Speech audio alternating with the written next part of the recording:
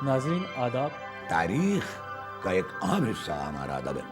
कम किताबों में ज़ाती बसीरत का इजहार मिलता है। उस्तादों के घरों के दरवाजे तालिब इल्मों के लिए हर वक्त खुले रहते हैं। कहानी को पूरी तरह ऑब्जेक्टिव होना चाहिए। कोई भी किताब मुकम्मल किताब नहीं होती है। उर्दू और हिंदी बहुत ज़्यादा मुख्तलिफ एक दूसरे से नहीं है। कुछ उसूलों का नशा था, कुछ मुक़द्दस ख्वाब थे, हर ज़माने में शहादत के यही असबाब थे।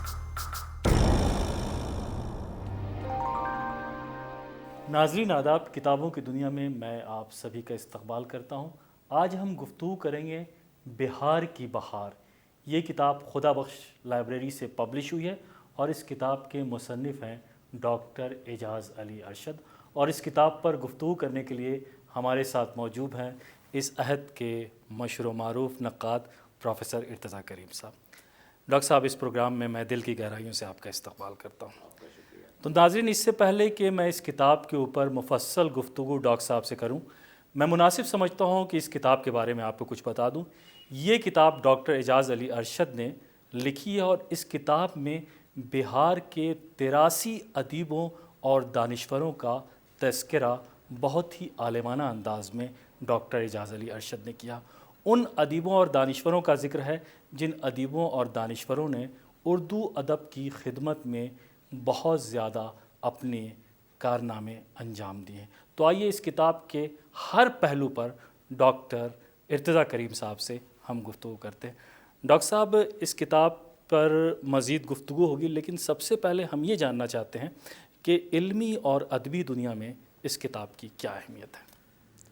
बहुत बहुत शुक्रिया डॉक्टर रज़ा हैदर साहब कि आपने इस मौजू पर बिलखुसूस, चूँकि इस किताब का ताल्लुक़ बिहार से है, अज़ीमाबाद से है, तो इसके लिए आपने मुझे सहमत दी।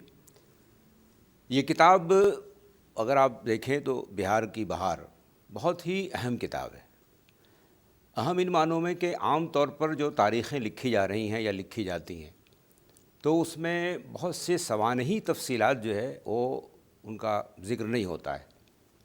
प्रोफेसर एजाज़ अली अरशद ने जाने किन लम्हों में इस तरह का ये प्रोजेक्ट बनाया होगा कि उन्होंने ज़्यादा जो ज़ोर दिया है इस किताब में, वो ज़ोर दिया है सवानही जो तफसीलात हैं उन पर।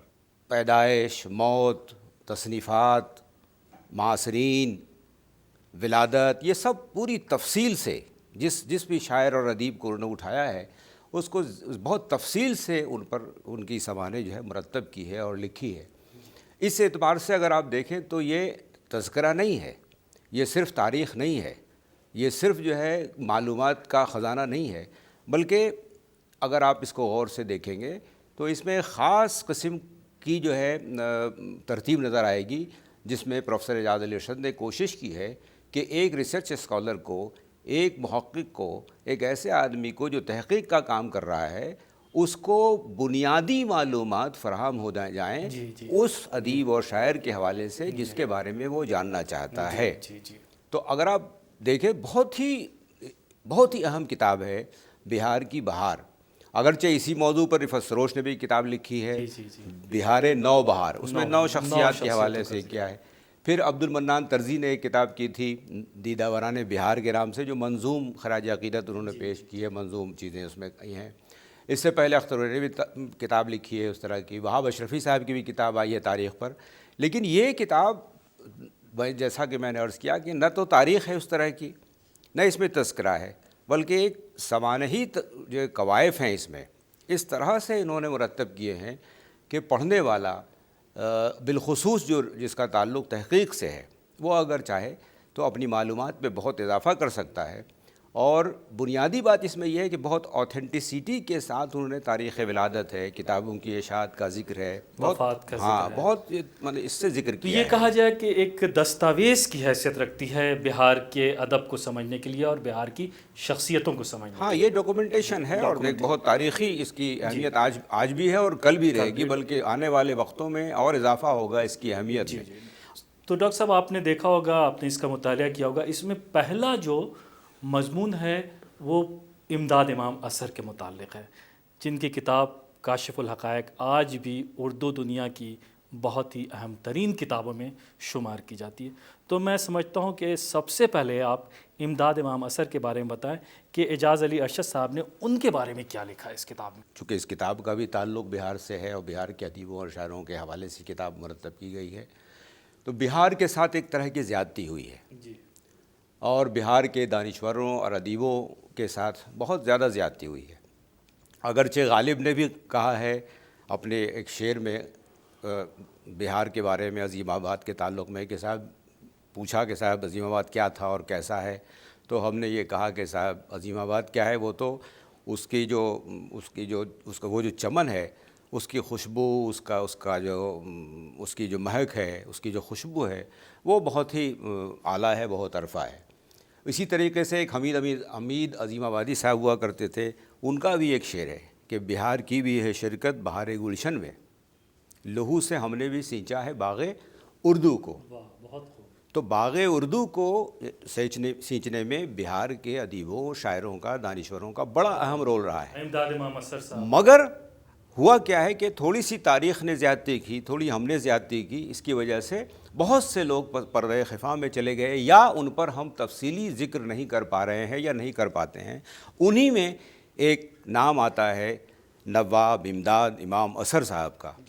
اس میں دو رائے نہیں ہو سکتی ہے کہ ایک نابغہ روزگار شخصیت اپنے زمانے کا، بہت بڑا جینیس، اگر اس کی کتابوں کی ایک تفصیل دیکھیں تو 20 کتابیں ایسی ہیں اور موضوعات بے تحاشا موضوعات، یہ نہیں کہ صاحب کسی ایک موضوع کو پکڑ کے اس پر لکھ رہے ہیں اور نہیں، مختلف موضوعات پر ان کی کتابیں موجود ہیں۔ اگر آپ صرف کاشف الحقائق کی بات کرتے ہیں، اور کاشف الحقائق اس لیے ذکر میں آتی ہے یہ کتاب چونکہ یہ حالی کی مقدمہ شعر و شاعری سے کچھ قبل لکھی گئی ہے، اور حالی کی مقدمہ شعر و شاعری کو زیادہ شہرت ملی اور ان کاشف الحقائق کو شہرت کم ملی۔ اس کے بہت سے اسباب و علل ہو سکتے ہیں کہ کیوں شہرت کم ملی اور کیوں نہیں ملی، جس میں ہم اس کو ایک پھر وہی بات میں کہوں گا کہ اس کو ایک سازش کا بھی نتیجہ ہم کہہ سکتے ہیں اور ایک ادبی چپکلش کا بھی سلسلہ ہم اس کو کہہ سکتے ہیں۔ لیکن بہرحال کاشف الحقائق نے اپنی تمام تر اس کے اوپر ہونے والی جو تمام تر زیادتیاں ہیں، اس کے باوجود کاشف الحقائق نے اپنی اہمیت آج بھی منوا رکھی ہے اردو دنیا والوں سے۔ کاشف الحقائق 2 جلدوں میں لکھی گئی ہے اور دونوں جلدوں کا جو مضمون ہے وہ مختلف ہے تنقید۔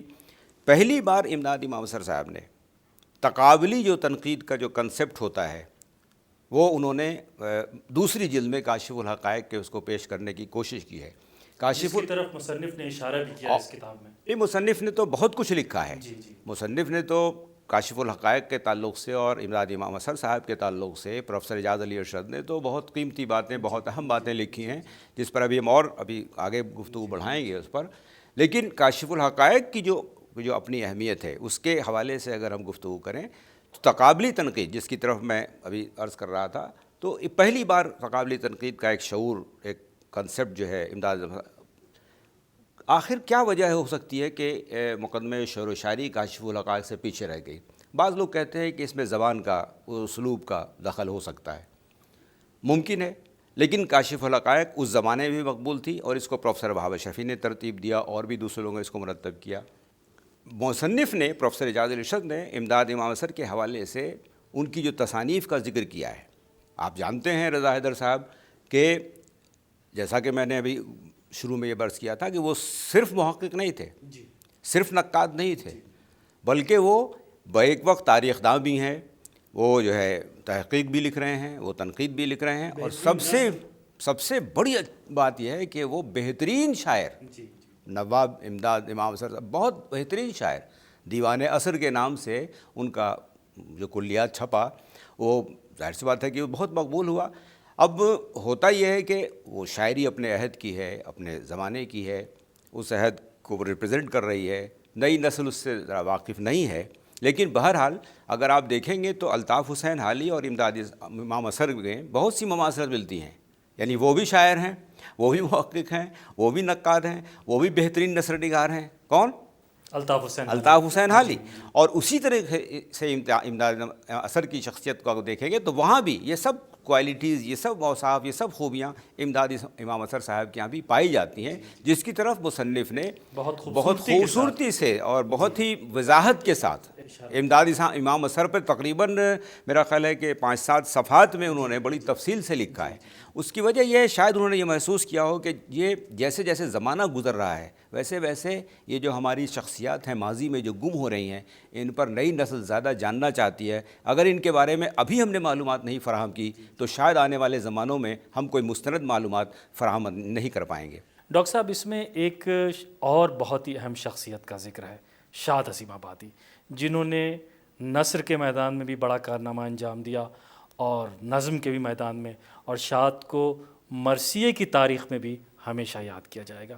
تو میں چاہتا ہوں کہ شاد عظیم آبادی کے بارے میں مصنف نے کیا لکھا ہے اس پہ بھی آپ کچھ روشنی ڈالیں۔ دیکھیے رضا حیدر صاحب، آپ یہ کہہ رہے ہیں کہ ایک اور بڑی شخصیت کا ذکر کیا ہے، ایسا نہیں ہے۔ ایک نہیں، ایک سے ایک بڑھ کر شخصیت ہیں جن کا ذکر اعجاز علی اشرف صاحب نے اپنی اس کتاب میں کیا ہے، اور یقین جانیے کہ بہت ہی غیر جانبداری کے ساتھ، بہت تحقیقی اصولوں کو سامنے رکھ کر کے انہوں نے اس میں گفتگو کی ہے، بات چیت کی ہے۔ تو اگر ہم شاد عظیم آبادی کے بارے میں غور کریں تو ان کے بارے میں بھی بہت صاف ستھرے انداز میں آپ کہہ سکتے ہیں کہ اپنے عہد کی ایک بہت بڑی شخصیت، تاریخ ساز شخصیت۔ ایسی شخصیتیں ادب میں روز روز جنم نہیں لیتی، روز روز پیدا نہیں ہوتی ہیں۔ ورسٹائل ہے، ششجہد شخصیت ہے، علم اور فن اور شاعری کا ایک سمندر ہے جو ان کے یہاں لہریں مان رہا ہے۔ کیا نہیں کیا ہے شاد عظیم آبادی صاحب نے؟ آپ مرثیے کی بات کریں تو، آپ مثنوی کی بات کریں تو، آپ فکشن ناول کی بات کریں تو، اور اگر غزل میں اجتہاد کی بات کریں تو غزل کی پوری روایت شاد عظیم آبادی کے ساتھ بھی وہی ہوا ہے جیسا کہ میں نے گفتگو شروع کی ہے کہ ہم لوگوں جن کا تعلق بہار سے ہے اور بہار کے جو دانشور رہے ہیں ان کے ساتھ تھوڑی سا معاملات ایسے رہے ہیں کہ وہ اس طرح سے ان کو پروجیکشن نہیں مل پایا جس کے وہ حقدار تھے، جو جتنا ان کو ملنا چاہیے تھا۔ تو شاد عظیم آبادی کے مرثیوں کی خاص بات کیا ہو سکتی ہے؟ آخر مرثیے تو بہت لوگوں نے کہے ہیں کہ شاد عظیم آبادی کے مرثیے آخر کن بنیادوں پر اپنے دوسرے معاصر سے مختلف ہوں گے۔ اب اس میں آپ اگر ڈوبیں گے، ظاہر سی بات ہے کہ یہ گفتگو کے لیے اس کے بہت وقت چاہیے، لیکن بہت معمولی سی بات بھی اگر آپ دیکھیں کہ رزم نامے اگر ہیں یا جس طرح سے ذکر حسین یا شاد حسین وہ کر رہے ہیں تو اس میں ان کا اپنی جو انفرادیت ہے اپنی فکر کی، شاد عظیم آبادی کی، وہ اس میں ابھر کر سامنے آتی ہے۔ اب کہا نا کہ ایک جہت ہو تو گفتگو آسان ہوتی ہے، جب شش جہت شخصیت ہوتی ہے تو بڑی گفتگو میں بڑی پریشانی ہوتی ہے کہ آپ صرف فکشن کی بات کریں، ناول کی بات کریں، ہے نا؟ تو ولایتی کی آپ بیتی، پیر علی، اور آپ کو معلوم ہے کہ میں نے ان کا ایک افسانہ افیونی جس کا ذکر صرف ملتا ہے کہ افیونی ایک افسانہ ہے جو شاد عظیم آبادی نے لکھا ہے، وہاب اشرفی صاحب نے بھی اس کا ذکر کیا ہے صرف افیونی اپنی کتاب میں، لیکن وہ ٹیکسٹ، وہ متن اب تک فراہم نہیں ہوتا۔ اگر افیونی فراہم ہو جائے آج کی تاریخ میں تو میں آپ کو ایک ایسی حقیقت آپ کے سامنے لا رہا ہوں کہ اردو کا سب سے پہلا افسانہ شاد عظیم آبادی نے لکھا، اگر افیونی سامنے آ جاتا ہے تو۔ ابھی تک چونکہ سامنے نہیں ہے اس لیے یہ بات نہیں کہی جا سکتی وثوق کے ساتھ کہ وہ اردو کے پہلے افسانہ نگار ہوں گے، لیکن اگر وہ کبھی بھی ملے گی وہ چیز افیونی جس کا نام ہے افسانے کا، تو وہ پہلا افسانہ اردو کا کہا جائے گا۔ اسی طریقے سے جو غزل کا جو سلسلہ تھا، غزل جس طرح سے ایک طرف دلی اور پھر لکھنؤ اور پھر عظیم آباد جو دبستان کی شکل لے رہا تھا، اس میں شاد عظیم آبادی کا جو کنٹریبیوشن ہے، جو غزل کی جو تیسری آواز نکل کر کے آتی ہے شاد کے ہاں، وہ ظاہر سی بات ہے کہ شاد کا بہت بڑا ان کے کئی شعر اس پر آپ نقل کر سکتے ہیں، یہاں دہرا سکتے ہیں۔ تمناؤں میں الجھایا گیا ہوں، کھلونے دے کے بہلایا گیا، بہت سے اشعار ان کے آپ دہرا سکتے ہیں۔ ہستی تو درمیان سے سنی، نئی ابتدا کی خبر ہے نئی انتہا معلوم، بہترین جتنی غزلیں آپ پڑھیں، ایک فلو، ایک لہر، ایک، اور پھر موضوعات کا جو تنوع ہے ان کی غزلوں میں۔ یہاں دیکھیے عشق و عاشقی نہیں ہے، یہاں رخسار اور لبوں کی باتیں نہیں ہو رہی ہیں، بلکہ جو زمانہ ہے، جو اب دیکھیے نا یہی شعر جو مصرع آپ کر رہے ہیں کہ سنی حکایت ہستی تو درمیان سے سنی، اب جو انسان کی تخلیق، آدم کی تخلیق، کائنات کی تخلیق، ان سب کے حوالے سے اگر آپ غور کریں تو صرف ایک شعر، اس ایک شعر پر پوری کتاب لکھی جا سکتی ہے۔ اب اس شعر کو اس عہد کے جو معاصر غزل گو ہیں اس سے ملا کر کے آپ دیکھیں تو ظاہر سی بات ہے کہ یہ شعر بالکل الگ نظر آئے گا، غزل کے ڈکشن میں بالکل الگ شعر نظر آئے گا۔ اس لیے ایسے شاعر کو، ایسے بڑے شاعر کو ہم بہت دیر تک نظر انداز نہیں کر سکتے۔ یہی وجہ ہے کہ جب شاد عظیم آبادی ہمارے یہاں ہمیشہ انہوں نے ادب کو بھی شاد رکھا ہے اور ہم لوگوں کو بھی شاد رکھا ہے، اور خود تو شاد اور آباد ادب میں رہیں گے ہی ہمیشہ ہمیشہ۔ ڈاکٹر صاحب کس پہ بات کی جائے، ہر ذرہ جو ہے وہ اس کتاب میں آفتاب ہے۔ جمیل مظہری کا بھی بڑی خوبصورتی کے ساتھ اس کتاب میں ذکر کیا ہے مصنف نے۔ آپ یہ تو دیکھیے کہ نام کتنا سوچ سمجھ کے رکھا گیا، یہ بہار ہے، اور بہار کا مطلب یہ ہے کہ جب بہار آتی ہے تو پھولوں کی کوئی تفریق اور تمیز نہیں ہوتی ہے، جو پھول کھل رہا ہے وہ اس پہ شباب آیا ہوا ہے، اور ہر پھول اپنے اندر ایک خاص طرح کی خوشبو، ایک خاص طرح کا رنگ، ایک خاص طرح کی اٹریکشن رکھتا ہے۔ اس لیے ہر آدمی اس میں، اس باغ میں، اس بہار کا لطف لینے کے لیے آتا ہے۔ یہی وجہ ہے کہ اس کتاب کا نام بہار کی بہار رکھا گیا۔ اب آپ امدادی مظہر کی بات کریں، آپ جمیل مظہری کی بات کریں، آپ شاد عظیم آبادی کی بات کریں، آپ وہاب اشرفی کی بات کریں، آپ رشیدۃ النساء کی گفتگو کریں، کس پر گفتگو کریں گے؟ جو ذرہ جہاں ہے وہاں آفتاب ہے۔ میں نے اب اگر آپ آتے ہیں اس کی طرف، یعنی شاعری کے حوالے سے گفتگو ہم لوگ کر رہے تھے ابھی، اب صرف جمیل مظہری کو ہی لے لیں تو اب ایک دوسرا نابغہ روزگار شخص آپ کے سامنے کھڑا ہے اور آپ سے بار بار سوال کر رہا ہے کہ صاحب میں جمیل مظہری ہوں، میرا کیا ہے؟ اب جمیل مظہری آپ پھر تصور کیجئے ایک بار، کیا میں تو کبھی کبھی رضا حیدر صاحب اس پر غور کرتا ہوں، سوچتا ہوں کہ کیا وہ عہد تھا، کیا وہ زمانہ تھا، اور کہ لوگ کس طرح لکھتے تھے، کس طرح خوش و خضوع کے ساتھ ادب میں انوالو رہتے تھے، اور کئی پہلو پر بیک وقت قلم اٹھا رہے ہیں۔ جمیل مظہری بہترین غزل گو، نظم بہت اچھے نظم گو، یعنی لوگ کہتے ہیں کہ اقبال، علامہ اقبال کا اثر بھی ان پر تھا، ان کا ڈکشن، ان کا آہنگ، ان کے یہاں نظموں میں جو فلو ہے، جو موضوعات ہیں ان کے، اس میں لوگ کہتے ہیں کہ اقبال کا اثر ان پہ تھا اور ہے۔ اب آپ ان کی ایک مثنوی ہے آب و سراب، اپنے آپ میں بہترین مثنوی آب و سراب، آپ نے اور لوگ جانتے ہیں اس کے بارے میں کہ بہت مشہور مثنوی، اس کا ذکر بھی کیا مصنف نے، جس میں تخلیقی جو صورتحال ہے دنیا کے حوالے سے، اور یہ ایک بہت ہی مطلب فلسفیانہ اور فکری اعتبار سے جمیل مظہری نے اس میں موضوع کو اٹھایا ہے آب و سراب میں، اور اس پر اس مثنوی کا ایک فلو ہے، ایک بہاؤ ہے نظم میں، اور فکر لگتا ہے کہ اود کر کے چلا آ رہا ہے، اور شاعر اپنا لکھ رہا ہے اس موضوع پر اظہار خیال کر رہا ہے۔ تو آب و سراب، اب تیسرا پہلو لے لیجئے، پھر یہ آدمی جو جمیل مظہری ہے یہ افسانہ نگار بھی ہے۔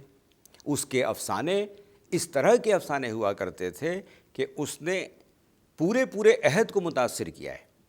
ایک افسانہ ان کا چھپا تھا ندیم میں، اس کا نام تھا فرض کی قربان گاہ پر، وہ 2 قسطوں میں چھپا، طویل افسانہ تھا، بعد میں اس کو ایک ناولٹ کی شکل دے کر کے بھی بعد میں اس کو لوگوں نے چھاپا، جس کا نام تھا رکھا گیا شکست و فتح۔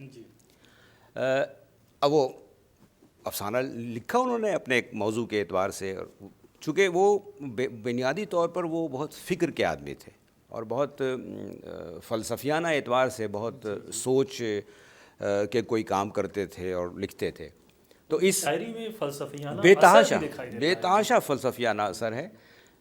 اب اس موضوع پر انہوں نے لکھا فرض کی قربان گاہ پر، ایک عنوان رکھا انہوں نے اس افسانے کا۔ آپ کو معلوم ہونا چاہیے کہ اسی عنوان سے مناسبت رکھتے ہوئے کم سے کم 10 افسانے دوسرے لوگوں نے لکھے، جمیل احمد کندھائی پوری ہیں اور دوسرے صاحب ہیں اور تیسرے صاحب ہیں۔ صرف عنوان کی مناسبت سے بھی غور کریں تو جمیل مظہری کا یہ اثر ہے اردو افسانہ نگاری کا، اس عہد کی افسانہ نگاری پر کہ دوسرے لوگ جو لکھنے والے ہیں وہ موضوعات تو لے رہے ہیں ज़बान व बयान पे तो जो असर होगा जमील मज़हरी का वो तो होगा ही होगा, लेकिन उस जो उन्वान है वो भी जमील मज़हरी से मुस्तार ले रहे हैं। और उससे अंदाज़ा ये होता है, जो मुहक्किकीन है, जो उर्दू अफ़साने से जिनकी दिलचस्पी है, वो ये देख रहे हैं कि ताकि फ़र्ज़ की कुर्बान गाह पर एक नाम रखा गया तो अब भेंट की कुर्बान गाह और फ़लाँ कई अफ़साने इस उन्वान की मुनासबत से लिखे गए।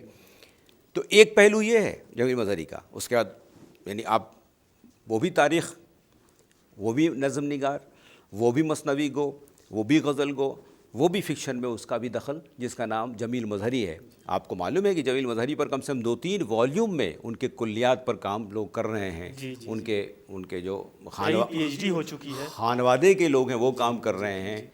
यहाँ एक कौसर मज़हरी साहब हैं वो काम कर रहे हैं इस पर। तो इस एतबार से ऐसे जो हमारे यहाँ जो शख्सियात हैं, जमील मज़हरी साहब हैं, तो ये लोग ऐसे लोग हैं जो जिनका होता यही है असल में कि एक इंसान होता है, उसकी एक शख्सियत सामने उभर कर के आ जाती है, शाद अज़ीम आबादी हों या जमील मज़हरी हों। हुआ ये कि हम लोगों ने उनको एक शायर की हैसियत से ही रिकग्नाइज़ किया है हमने। तो हुआ ये कि नई नस्ल जो है वो शायरी पर ही बात करती रही कि साहब शायर हैं, लेकिन तारीख़ तो कभी ना कभी सब चीज़ों को सामने लाती है। और इस तारीख़ मुंतज़र रहती है कि कोई ऐसा मुअर्रिख़ आएगा, जैसे हमारे प्रोफेसर एजाज अली अरशद, कोई मुअर्रिख़ ऐसा आएगा जो चीज़ों को सामने लाएगा कि हमारे इस अदीब और शायर ने अब शायरी के अलावा क्या लिखा है। तो प्रोफेसर एजाज अली अरशद ने इस किताब में बिहार की बहार में जमील मज़हरी के ताल्लुक़ से बहुत ही खूबसूरत इतनी मालूमात इसमें फ़राहम कर दी हैं कि देखिए इजाफ़ा तो हो सकता है, तहक़ीक़ कल कुछ और कह दे, लेकिन अभी तक जो उन्होंने लिखा है बहुत ऑथेंटिसिटी के साथ, बहुत वसूक़ के साथ जमील मज़हरी के हवाले से गुफ्तगू की है। और ऐसा नहीं है कि सिर्फ सवानी बात की है, बल्कि जहाँ ज़रूरत पड़ी है उनको अपनी तनक़ीदी राय देने की जमील मज़हरी के हवाले से। मसलन उन्होंने ये लिखा कि जमील मज़हरी फ़िक्री और फ़लसफ़ियाना एतबार से बहुत अच्छी नज़में कहते थे, बहुत अच्छी गज़लें कहते थे। इसकी वजह से ऐसा भी हुआ कि आम कारी तक वो नहीं पहुंच पाए, अगरचे वो बहुत अहम, बहुत बड़े शायर थे। तो ये भी साहब, मैं रोकना नहीं चाह रहा था आपको, जमील मज़हरी पर इतनी अच्छी गुफ्तगू चल रही है, लेकिन मैं चाहता हूं कि कुछ और अदीबों और शायरों पे ज़िक्र हो जाए। इसमें एक नाम है सुहैल अज़ीम आबादी, फ़िक्शन की दुनिया में एक बहुत ही मोतबर नाम। फिर वही बात आती है कि किस किस का नाम लें और किस किस को छोड़ें हम लोग। ये अलग एक वर्सटाइल शख्सियत है जिसका नाम सुहैल अज़ीम आबादी है। बेसिकली इनको हम लोग कह सकते हैं कि उर्दू का सच्चा खादिम। यानी इस आदमी ने जहाँ अफसाने लिखे, जहाँ नावल लिखे, जहाँ शायरी की, जहाँ रेडियो का डायरेक्टर रहा ये आदमी, वहाँ इसकी ज़िंदगी का जो बुनियादी मिशन था वो था उर्दू का फ़रोग़, उर्दू की तरवीज, उर्दू की इशाअत। और रांची जैसे शहर में इसने ईसाइयों के दरमियान उर्दू की तरवीज और इशाअत का जो काम किया है वो जो है भुलाए नहीं, आप भूल सकते हो उसको। ये वो शख्स है जिसने कम से कम 150-200 अफसाने लिखे। और बिहार में जो उर्दू अफसाना निगारी की जो नई पौध आती है उसमें सुहैल अज़ीम आबादी का बहुत बड़ा कंट्रीब्यूशन है। वो शख्स है जिसने पकड़ के लोगों से कहा है कि आप अफसाने लिखिए, और उसको उन्होंने अफसाने लिखने के ढब भी बताए कि अफसाना ऐसे लिखा जाता है। आप जानते हैं शौकत हयात एक बड़ा नाम है जदीद उर्दू अफसाने का, उसने कहा कि साहब मैं अफसाना लिखना चाहता हूँ। तो सुहैल साहब ने कहा कि ऐसा करो कि तुम जिस कमरे में बैठे हुए हो इस कमरे की तफसीलात कल लिख करके मेरे पास लाना। तो वो दूसरे दिन गए कमरे में जहाँ वो रहते थे, लिख दिया उसमें कि साहब इसमें किताब रखी हुई है, इसमें कलम रखा हुआ है, इसमें एक टेबल है, इसमें एक कुर्सी है, इसमें पलंग है, ये लिख के ले गए। तो सुहैल साहब ने कहा कि ये बहुत अच्छा लिखा है तुमने, ज़बान भी अच्छी है ये वो। अब कल ये करना कि तुम्हारे कमरे में जो चीज़ें नहीं हैं उनको लिख के लाओ। अब वो दूसरे दिन बैठ के उस पर सोचने लगा वो आदमी कि इस कमरे में किन किन चीज़ों की कमी है। फिर वो लिख कर के ले गया। सुहैल साहब ने उसको कहा कि बहुत अच्छा किया है। उन्होंने ये बताया सुहैल साहब ने कि असल अफसाना निगारी और असल जो अदब है, असल जो लिटरेचर है, असल जो साहित्य है वो यही है, क्या कमी है उसकी तरफ देखना, क्या है इसको नहीं देखना है, क्या नहीं है इसकी तरफ देखना है, और उसकी फुलफिलमेंट के लिए, उसको पाने के लिए जो हम कोशिश करते हैं, यही अदब का काम है और यही अदब का नाम है। डॉक्टर साहब, एक और नाम है प्रोफेसर वहाब अशरफी। بہت کتابیں ہیں، بہت بڑے مصنف، اور تاریخ ادب اردو لکھ کر کے انہوں نے اردو زبان و ادب کے اوپر جو احسان کیا ہے وہ بھی سنہرے حروف کے ساتھ لکھا جائے گا۔ تو میں چاہتا ہوں کہ اس کا بھی آپ ذکر کریں کہ مصنف نے وہاب اشرفی کے بارے میں کیا کہا۔ اب آپ دیکھیے کہ یہ کتاب جو ہے الف سے شروع ہوتی ہے اور واو پر ختم ہوتی ہے، یعنی آپ آ گئے وہاب صاحب پر، ٹھیک ہے۔ حالانکہ یہ کتاب ابھی مکمل نہیں ہے۔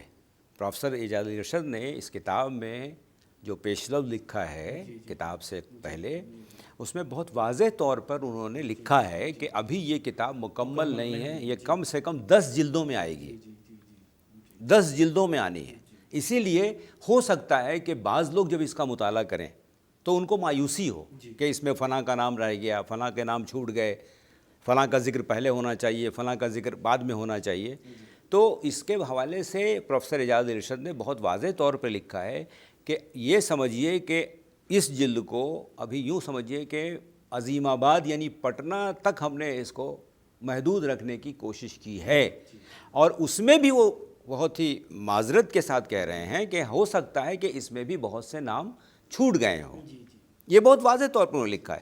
اور دیکھیے جو قاموسی نوعیت کا جو کام ہوا کرتا ہے، جو سوانحی اعتبار سے جو کام ہوا کرتا ہے، تحقیقی حوالے سے جب چیزوں کو جمع کیا جاتا ہے، اشخاص کی ترتیب کی جاتی ہے، تو اس میں کچھ چیزیں رہ جاتی ہیں، کچھ چیزیں چھوٹ جاتی ہیں۔ اس کے لیے کچھ بہت زیادہ شکوہ نہیں کرنا چاہیے، بلکہ محقق کو، کام کرنے والے کو پورا موقع دینا چاہیے ڈاکٹر کہ صاحب تاکہ اس وہ میں کام کرے۔ اب نام پہ آپ بات کریں تو قاضی عبدالودود، رضا نقوی واہی، ناصر زیدی، متین امادی، معین الدین درائی، مبارک عظیم آبادی، کلیم عاجز، شہزاد معصومی، شمشاد حسین، حمید عظیم آبادی، حسن نعیم، ایک سے کتنے لوگوں کا ذکر ہے اس کتاب میں۔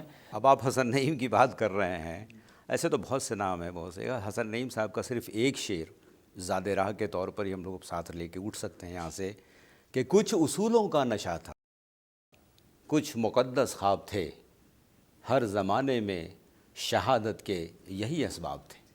بہت خوب ڈاکٹر صاحب، بہت بہت شکریہ، نہایت ہی عالمانہ اور مدلل گفتگو آپ نے ہمارے ناظرین کے لیے کی، آپ کا بہت بہت شکریہ۔ آپ کا بھی بہت بہت تو شکریہ۔ ناظرین، ابھی آپ نے دیکھا کہ ڈاکٹر اعجاز علی ارشد کی معروف کتاب بہار کی بہار پر ارتضیٰ کریم صاحب نے نہایت ہی معلوماتی اور نہایت ہی مدلل گفتگو کی ہے۔ اگلے ایپیسوڈ میں ہم پھر حاضر ہوں گے ایک نئی کتاب کے ساتھ اور ایک نئے مہمان کے ساتھ۔ تب تک کے لیے آپ ہمیں اجازت دیجیے، آداب۔